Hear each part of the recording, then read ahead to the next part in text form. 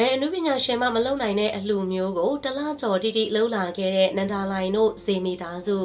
ပရိသတ်များရှင်နန္ဒာလိုင်ကဇေကဘာမီသားစုရဲ့သားကိုဇေတီဟာနဲ့လက်ထပ်ပြီးတော့ဇေမီသားစုဝင်အဖြစ်နေထိုင်လာတာဆိုရင်တော့ဆယ်စုနှစ်တခုကျော်လို့နေပြီဖြစ်ပါတယ်ကိုဇေတီဟာကဒိဋ္ဌိကျဲချမ်းသာတဲ့သူတစ်ယောက်ဖြစ်တာမို့နန္ဒာလိုင်ကချမ်းသာတဲ့အကြောင်းပြချက်တစ်ခုတည်းကိုသာကြည့်ပြီးတော့ရွေးချယ်လိုက်တယ်လို့အများထင်တတ်ကြပါတယ်တကယ်တမ်းမှာတော့နန္ဒာလိုင်က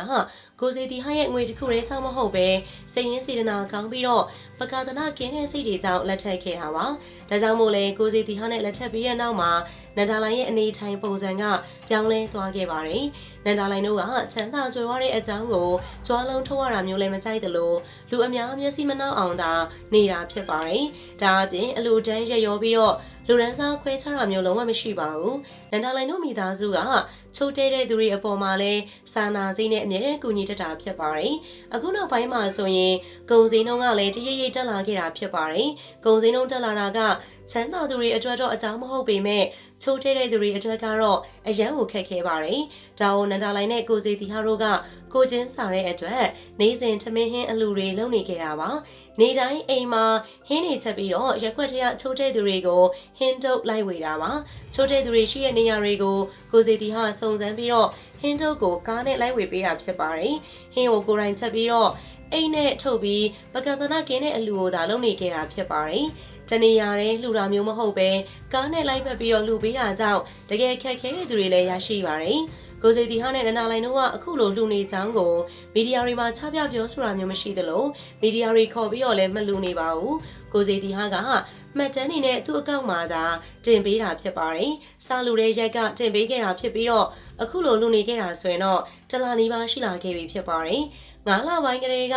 ဟင်းအလူကိုနေ့စဉ်ပုံမှန်လူပေးနေခဲ့တာပါလူပေးတာကိုပုံတင်တဲ့အချိန်မှာလဲလာယူတဲ့သူတွေရဲ့မျက်နှာကိုမပါအောင်တေချာကပြီးတော့မှသာ social media မှာတင်ပေးတာဖြစ်ပါတယ်ကိုစီတီဟာတို့ကမကောင်းတဲ့နဲ့ချော်ကြားပေမဲ့တကယ်တမ်းမှာတော့စိတ်ရင်းစေတနာကောင်းကြပါတယ်ကိုစီတီဟာဆိုရင်တတိတယောက်လိုဟဲ့ဟန်အပြည့်ဝတ်စားရတာလည်းမကြိုက်ပါဘူးလူများတဲ့နေရာဆိုမသွားတတ်ပဲ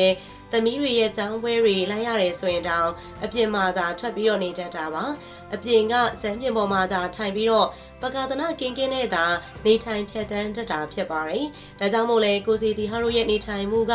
တထင်းနဲ့တောင်မတူပဲပကာသနာခင်းပြီးတော့လူအများအပေါ်မှာလည်းဖေးမကူညီတတ်တာကြောင့်လေးစားအားကြတဲ့သူတွေများလာခဲ့တာဖြစ်ပါတယ်အခုလိုနေစဉ်နေတိုင်းဟင်းလူလုပ်ဖို့ဆိုတာမလွယ်ကူပါဘူးငွေရှိတိုင်းလည်းမလုံနိုင်ပဲနေစဉ်အချိန်ပေးပြီးတော့လူကျင်တဲ့စိတ်ရှိမှသာကိုယ်တိုင်ချက်ပြီးတော့လူနိုင်တာဖြစ်ပါတယ်ကိုစီတီဟာတို့ကဖျားတွေဆိုလဲမကြာခဏကိုတဲပါတယ်သမီး3ယောက်ကိုလည်းဖျားတရားကိုင်းဆိုင်အောင်တင်ပေးထားတာဖြစ်ပါတယ်နေစဉ်လူတန်းနေပေမဲ့လည်းကြွားဝါရာမျိုးမရှိတဲ့ကိုစီတီဟာနဲ့နန္ဒာလိုင်တို့အပေါ်ပရိသတ်တို့ရဲ့အမြင်လေးပြောပြပေးခဲ့ပါအောင်ရှင်အဆုံးထိကြည့်ရှုပေးတဲ့အတွက်လည်းပရိသတ်တယောက်ချင်းစီတိုင်းကိုအထူးပဲကျေးဇူးတင်ရှိပါတယ်နောက်နေ့ရက်တင်ဆက်မှုတွေမှာလည်းပရိသတ်ကြီးနဲ့ပြန်လည်ပြီးတော့ဆုံတွေ့ကြပါရရှင်